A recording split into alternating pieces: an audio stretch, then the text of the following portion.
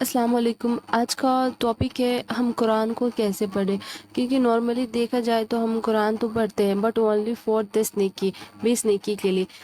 10 نیکی کے لیے سورہ پڑھ لیے، 10 نیکی کے لیے وہ سورہ پڑھ لے، یا پھر قرآن پڑھنے کی فارمیلٹی ہوتی ہے اسے پوری کر لی۔ بٹ ایکچوئل میں قرآن پڑھنے سے مراد ہے قرآن کو انڈرسٹینڈنگ کے ساتھ پڑھنا، سمجھ کر پڑھنا، جس سے ہمیں پتہ چلے کہ قرآن کیا ہے، اللہ تبارک تعالیٰ کی اس میں کیا حکمت، اللہ تعالیٰ کا کیا پیغام ہے، وہ ہم سے کیا کہہ رہے ہیں، اس کو سمجھنا۔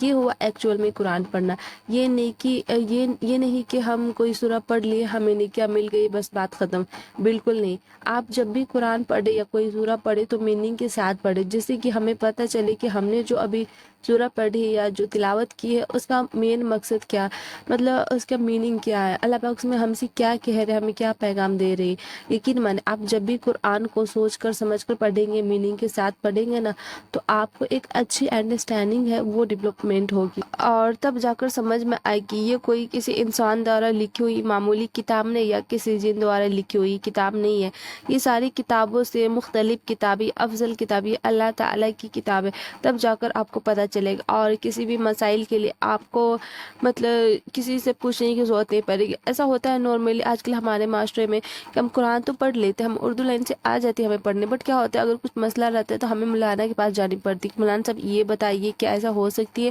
تو دیکھیں آپ پڑھے ہیں، آپ قرآن پڑھی ہوئی، بٹ پھر بھی آپ کو پوچھنے کی ضرورت پڑے گی۔ میں یہ نہیں کہہ رہی پوچھنا غلط، آپ پوچھ سکتے، بے شک یہ بہت اچھی بات ہے کہ جانکاری لینی چاہیے، بٹ جب آپ کو خود نالج نہیں ہے پوری، اور آپ کو خود کو پڑھے لکھے کہتے ہیں، آپ سوچتے کہ ہمیں قرآن رہتی ہے، ہم نے قرآن پڑھا ہے۔ آپ نے کہاں قرآن پڑھا، آپ تو بس اپنے قرآن جو پڑھنے کی فارمیلٹی آپ نے اسے پوری کیا۔ قرآن پڑھنے کا مطلب ہے کہ میننگ کے ساتھ پڑھنا، آپ اس میں کیا پڑھ رہی ہے، اللہ پاک سے آپ کیا کہہ رہے ہو، وہ ساری میننگ آپ کو سمجھنا، آپ کو انڈرسٹینڈنگ کرنا، تبھی آپ کو سمجھ میں آئے گی، اور یہ ہوا ایکچوئل قرآن پڑھنا۔